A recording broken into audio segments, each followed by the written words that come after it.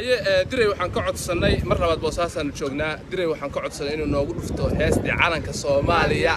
hal mar tii qaranka haye